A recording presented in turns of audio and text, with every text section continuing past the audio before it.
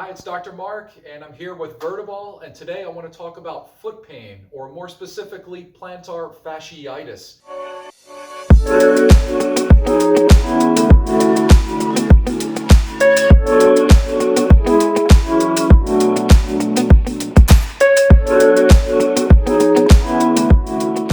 Now, plantar fasciitis might sound kind of scary, but when you break it down, it actually is telling you exactly what's going on in your body.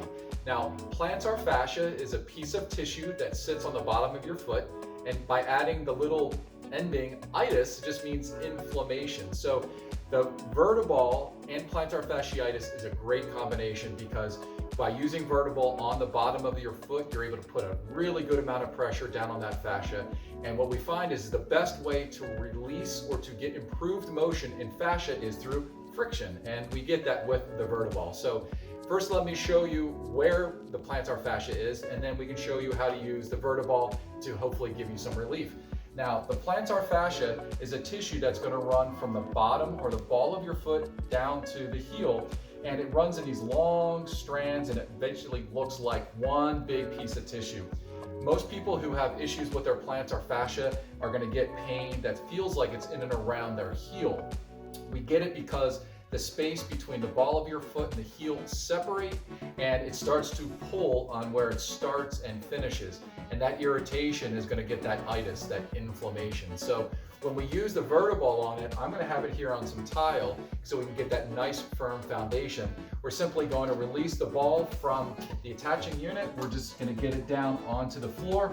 We're going to lock it into place. I'm going to put the unit back into it, and then I'm ready to go.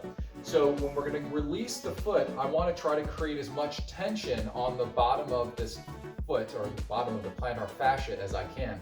So we're going to do that by pulling the foot up and then trying to extend the toes, and then we're going to roll the ball back and forth in and around the heel, rolling out to the ball of the foot. And we can simply dig in. If you want to create more weight, we can put our hands on it to it. If we want to make even more pressure, we can stand up and roll the ball around in through there.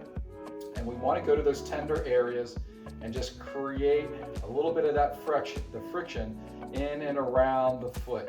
So just roll, roll, roll. You're not going to need to do much of it. I would say if you did probably 30 seconds to a minute once or twice a day, you should actually start to notice some improvement pretty quickly.